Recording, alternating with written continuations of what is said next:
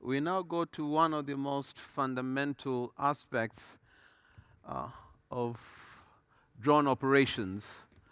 And we keep on talking about fabrication labs and how can the drone ecosystem support job creation and the well-being of our citizens. So to give us an insight into the infrastructure and how normally Droneports tend to work, or the vision, can I call on Simon, please, to come up front and to give us a less than 15-minute talk on Droneports and infrastructure services in Africa. Welcome, Simon. All right. It's all yours. Good evening. It's a pleasure to be here. You'll note that I'm not Alex Brown, who was scheduled to be speaking in the program, and I hope you won't be disappointed that you've been given his more handsome younger brother. So let's get cracking with the presentation. So Skyports was set up about 2 and a bit years ago with the single focus at the time of exploiting the gap in the market due to the lack of companies that were interested in providing the infrastructure for the operation of cargo and passenger drones. Subsequently, we've expanded into drone deliveries, and I will be covering both sides of our business. But we're unique in the sense that because we do both, eventually, hopefully, if we game it right, then we could see our drones landing on our vertiports. So what is urban air mobility? Well, because cities are becoming more congested, it's a way of using the spare space that we have in the skies to be able to move people around and cargo, as well as in rural areas, particularly for cargo. And we need it because of the trend towards rapid urbanization. The world population is expected to increase by 1 billion by 2030, and over 60% of those are going to be living in cities. Today we have about 33 megacities. We will be having about 43 by 2030. This is going to put incredible amounts of pressure on existing infrastructure, particularly ground-based infrastructure, which is expensive to develop and very restrictive. And of course, congestion on the roads causes pollution, causes poor air quality, and also it causes irreparable harm on the economy because it means that congestion limits the freedom with which you can move people and goods around cities. So from our perspective, we think it's different today because the technology is advanced. I mean, if you go back to the 1950s, there was a real false dawn that helicopters were going to be operating all across cities around the world to provide people's mobility solutions. Well, that didn't happen, mainly because it was too expensive and they were too loud. But what we're seeing today with eVTOLs for cargo and passenger is that they are quieter, they're cleaner because they're electric, and because they're smaller for carrying cargo. And of course, the regulations are moving in a very favorable direction. So in most countries, there is some limited allowance for the use of drones for either recreational or commercial purposes. But now, of course, we're also seeing how countries are having to think about regulations, or regulatory bodies around the world are having to think about the deployment of passenger vehicles, the ones that are actually autonomous and don't have to be piloted. And this is being addressed. So with the technological advancement and the regulatory improvement, we're seeing a good alignment that the ecosystem is going in the right direction. So we've got some examples here with Wingcopter and USAID working in Malawi, Zipline are in Ghana and Rwanda and other countries. And of course, there's the work that we have been doing with Volocopter in Singapore to try and bring the first commercial air taxi services within the next 2 to 4 years.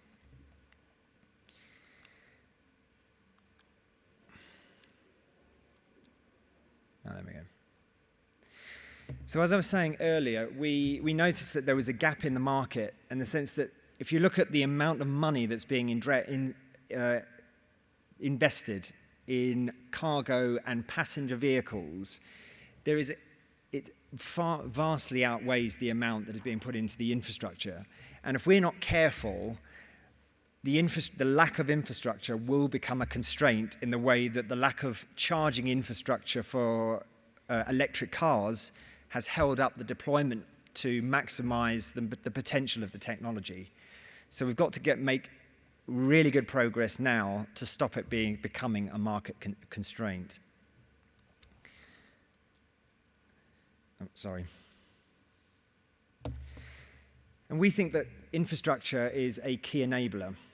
So we will need, particularly in cities, not necessarily in rural areas to start off with, but particularly in congested cities, we will need to have safe takeoff and landing places, whether that's on the ground, raised, elevated, or even on the top of rooftops. Electric vehicles will need to be recharged and recharged quickly to be able to maximize the number of flights that take place every day to give the customers what they want. And that is going to be a huge challenge with thinking about the amount of spare grid capacity that's available, having access to that grid, and then enabling the power facilities to be able to reach the likes of the top of a building. There will be integration with the airspace as well, so making sure that you have safe landing and departures. And we envisage also that there will be some sort of maintenance, repair, and overhaul facilities on a vertiport. And one of the key factors of vertiports will be the fact that they will probably be located on places where you can make onward journeys. So maybe on multi-story car parks or on above railway stations, for example, so that they become truly multimodal. So what I'm showing now is an example of how infrastructure rollout could happen in the likes of Kenya, we've used as an example. So to start off with, there would be some sort of deliveries of medicine to rural areas. And of course, as Nairobi becomes even more congested than it is today, there may be some need for intra-urban passenger movements. And then in the long range, you could operate tourist services from the likes of Nairobi to Masai Mara or Mombasa.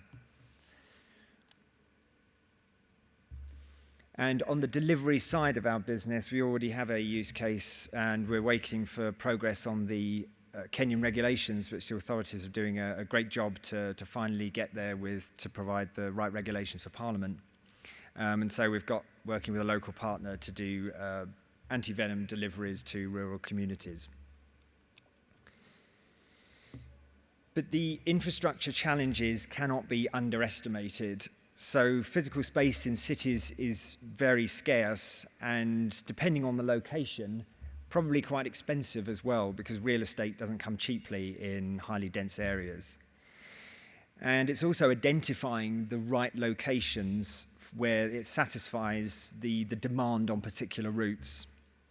And as I talked about earlier, electrification of recharging the vehicles so that you can keep fleets going more frequently rather than having to swap batteries, or where they're sitting dormant will be one of the bigger challenges. The project that we're working on with Volocopter in Singapore to demonstrate and showcase the world's first full-scale passenger vertiport enabled us to, in real life, explore what the type of facilities a vertiport might have to accommodate. So the likes of battery charging, swapping, what would the noise profile be of a vertiport? We had to think about fire suppression, what would we need, and how we would manage the passenger flows, and whether they would need tea or coffee facilities, for example, or just like an underground station, they would just turn up and go. And it gave us a great opportunity to be able to explore with the Singaporean Civil Aviation Authority and the Minister of Transport some of these challenges from a regulatory perspective. The regulations are moving in the right direction. So EASA are already producing guidance on the design of vertiports, and the FAA should be following shortly within the next month or two. And global standards bodies, which we're involved in, are writing standards for electrification, for vertiport landing and takeoff sites. And so we're moving in the right direction, but it is taking quite a lot of time. And the longer we leave it, the more of a constraint the infrastructure will be.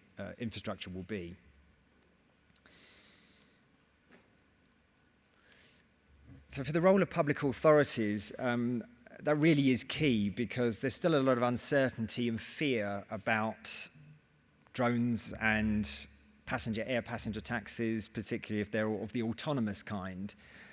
From the perspective of the regulations, we really want them to be proportionate, risk-based, performance-based, and clear to enable the industry to flourish. We need authorities to promote the benefits, because there are clear social economic benefits, regardless of the fact that any of us companies are going to be making money out of this. There are clear socio-economic benefits, which, to a large extent, this is partly why we went into it, because we wanted to make a difference, and we think that it can make a difference. And creating things like sandboxes and test beds. So we're working with the UK Civil Aviation Authority, for example, who have created a sandbox where they're inviting commercial partners or drone operators to come and test their technology and to answer the more difficult questions about how you safely operate drones, so beyond visual line of sight, in unsegregated airspace, for example. So the more of those that we can have, I think the industry would really benefit from. But as I've said, progress does take time, and as you can see on the left-hand image, that was Heathrow Terminal 1 back in about 1940. And as you say, that doesn't really look like an airport today, but that's what it looked like then, with the lovely soft seating, the slightly old-fashioned pattern. But it's how we think vertiports will develop. They will be quite rough and ready probably when they start as commercially viable operational vertiports, but as they grow and develop over time, they might look like Terminal 5, but as long as they don't cost that much, that's the most important thing. The lead times for infrastructure tend to be very, very slow, because you've got to get planning approval, and you've got to go out to get the public acceptance, you have to go out to consultations. So when we're looking at the case here, which is when we would envisage first commercial operations of an air taxi service in Singapore, working back, we need to get those sites identified, leases agreed, and then start going out to planning, which is quite lengthy, and of course then you've got the construction phase. So we're going to have to really try and compress all of those as much as possible so that we can launch those services with Volocopter on time. So this was the prototype vertiport in Singapore, and that's what we've done so far. So what's the next stage look like? Well, we don't know. We've got an idea, and we'll be sharing those in due course. But I don't think it will look like that. It will look very different as we try to minimize the costs, make it really functional. But it's an exciting journey to be on. So if anyone has any questions, either on our vertiports infrastructure side or our drone delivery side, you can ask them now, or I'll be around this evening if you want to ask any questions tonight or even tomorrow. Thank you. Thank you very much. In the essence of time, let them come and see you later. Okay. In a round. Rosa, before you step down, if I knew where it was, I'll have done it myself for a change, But so while you wait there, we're running out of time. We have exactly